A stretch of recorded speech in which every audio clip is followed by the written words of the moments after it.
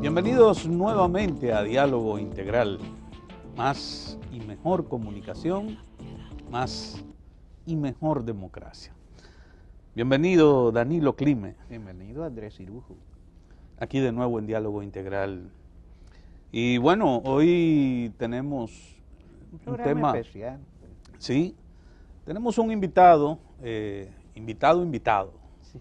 Sí, Ha sido previamente sí, grabada su intervención. porque es una persona que importante como dirigente político, vino de visita al país, no se podía quedar hasta el día en que nosotros grabamos y decidimos hacerle una entrevista de otra forma y hacer un programa con una entrevista postproducida, como se dice, ¿no? Así es. Sí. Y en un marco y con un tema, o al revés, un tema dentro de un marco internacional que, digamos, está muy acorde, muy actualizado, muy conectado con lo que es la situación que se vive en varios países, de distintos, incluso de regímenes de distintos niveles, digamos, de autoritarismo, de fuerza sistémica, Sí. en términos de cómo se comporta, cómo se desenvuelve la sociedad en el ejercicio ciudadano, la democracia o la relación entre el Estado y sus ciudadanos. Bueno, tenemos en el mundo una situación actualmente que ya en varios países incluso se ha llevado de paro a los gobernantes que por distintas razones y en distintos marcos, pues han permanecido mucho tiempo en el gobierno de sus naciones y además de esto, pues se han desarrollado unos movimientos, digamos que bastante novedosos. Sí. Mira, En sus métodos y que han dado al traste con algunos de estos gobiernos en algunos países. Y eso está pasando en el Medio Oriente. En nuestro continente las luchas ya están teniendo otras cosas, salvo el caso que nos toca a nosotros en el arco antillano, una sociedad antillana que es una sociedad hermana, una sociedad cuyo futuro de una manera u otra está vinculado al nuestro, ya sea por los afectos o ya sea por los diferentes impactos que tiene la interacción entre nosotros y los cubanos. La situación cubana es algo que nos toca de manera muy directa, por lo cual yo creo que, y en estos momentos se están produciendo en Cuba algunas específicas situaciones, valga la redundancia, de demandas de grupos, de apertura, si se quiere, de cambio de actitud del régimen. Ya Fidel es un señor mayor, longevo, que se ha retirado. De hecho, en proceso de retiro completo, ¿verdad? Sí, sí. Aunque sus reflexiones siguen siendo muy actuales. Asimismo han envejecido también otros de sus opositores. Y en este caso, una organización que ha sido opositora a la situación cubana ha cumplido 50 años de existencia en el exilio. Y con el secretario general de esa organización, una organización que ha sido muy polémica porque ha levantado la lucha armada y llegó a producir 2 desembarcos, como vamos a ver, en Cuba, la lucha armada contra el régimen de Fidel de Cuba, predominante en Cuba, como el camino para el cambio democrático. Hay otras opciones, nosotros vamos a tratar de verse, y creo que en el país hay representantes del Plan Varela, que es un plan que es un proyecto político que promueve la apertura interior, que se ofrezcan espacios de democracia interna más amplia y de jugársela adentro, pero en el ámbito de la lucha democrática, y gente del mismo Partido Comunista, caso de Vladimiro Roca, hijo de Blas Roca, uno de los líderes históricos del comunismo en Cuba, y esa gente, a partir de un manifiesto que se llamó La Patria Somos Todos, ha hecho propuestas, pero de lucha interna. Y además algunas declaraciones críticas en un nivel de gente que ha sido, digamos que hasta portaestandarte, bandera interna de Cuba. El caso de las declaraciones que ha emitido recientemente el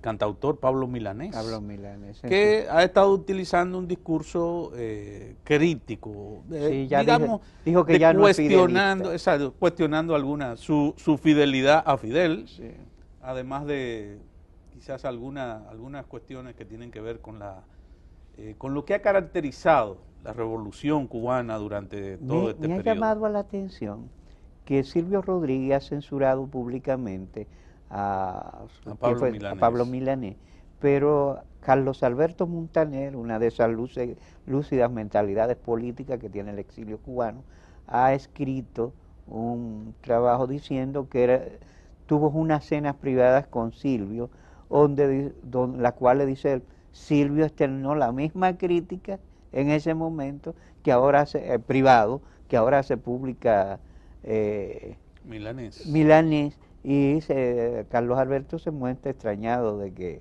entonces Silvio no la asumiera también. Bueno, pero eso... vamos a ver la primera parte de esta entrevista al secretario general de... Ernesto Díaz Rodríguez, secretario general de Alfa 66. Alfa 66 del exilio cubano, o de los cubanos que residen fuera de Cuba. Sí. Alfa 66 es una organización que no ha querido ni puede claudicar por el amor a nuestros mártires, lo que ellos simbolizan, el ejemplo que nos dieron y el amor a las mismas raíces que nos legaron el general Máximo Gómez, que nació aquí en República Dominicana y que fue a Cuba allí también a arriesgar su vida, a regar con su sangre también esa semilla de la libertad en la independencia de nuestro país. Estamos comprometidos con esa historia, como fue el desembarco de coronel Vicente Méndez y un grupo de valerosos cubanos, 13 en total, que desembarcaron en las costas de Cuba el 17 de abril del año 1970 en lucha por la libertad. Fueron allí a regar con su sangre las semillas de la felicidad, las semillas de la libertad, las semillas de la prosperidad del pueblo de Cuba, y lamentablemente no los acompañó la suerte de ese contingente de 13 hermanos, esos compañeros de lucha de Alfa 66, solo uno tuvo la posibilidad de sobrevivir. Los demás o murieron en combate, o murieron en el paredón de fusilamiento, o fueron asesinados en las cárceles de Fidel Castro. Con posterioridad, en septiembre de ese mismo año, otro grupo de valerosos luchadores de Alfa 66 desembarcaron en Cuba, liderados por el José Rodríguez Pérez, otro cubano que se hizo acompañar por un grupo de jóvenes y tuvieron una similar experiencia. Solamente 2 tuvieron el privilegio de sobrevivir para contar la historia. Estamos comprometidos con esos anhelos de libertad y justicia y por eso luchamos. Luchamos sin odios, luchamos sin rencor, luchamos sin ambiciones personales, simplemente por el bien de nuestro país y por la felicidad de nuestro pueblo. Bien, ahí escuchamos las posiciones de don Ernesto Díaz Rodríguez, Alfa 60, poniendo las actividades de Alfa 66 que se inaugura como, así se califican en los manuales de ciencia política, como una organización de acción directa, que creía y practicaba la lucha armada. Alfa 66 que incluso tuvo campamentos en República Dominicana, en los Everglades en Florida, produjo, como lo dice don Ernesto, varios desembarcos guerrilleros, la costa cubana, como él dice, ciertamente no les acompañó la suerte y fueron derrotados. De manera general y yo diría que extraoficial, se habla también de varios atentados aislados que produjeron algunos de sus miembros en Cuba, sobre todo en la infraestructura turística y de hecho incluso ya en periodos relativamente recientes. Es un tanto, digamos que polémica, como muchas de estas organizaciones. Lo mismo pasa con muchas organizaciones promovidas por la izquierda. Incluso Sí. desde la misma Cuba Sí, se sí. promovió la formación de algunos grupos de acción directa o grupos guerrilleros Ujú. en algunos países de América Latina, y Cuba de hecho pues Bueno, le dio apoyo. sí, La misma, acuérdate el mismo de- entrenamiento de Camaño Deñó Sí, que estuvo en Cuba. se hizo bajo los esquemas de una organización, OLAS, Organización Latinoamericana de Solidaridad, que devino en una especie de internacional guerrillera que patrocinó la Tricontinental. Eso hizo que muchos militantes de izquierda se entrenaran tanto en Cuba como en Colombia, Libia o Moscú o Vietnam. Sí. O sea, por otro lado, la gente de derecha también podía haberse entrenado ya en Colombia, en República Dominicana o en Florida o en algunos lugares de Texas donde el exilio cubano estableció estructuras de entrenamiento, Guatemala, las escuelas de las Américas y otros sitios. Fue una época de cerrazón, el clima de Guerra Fría. Sí. En el caso de las izquierdas se planteó la lucha armada como el elemento central de la conquista del poder.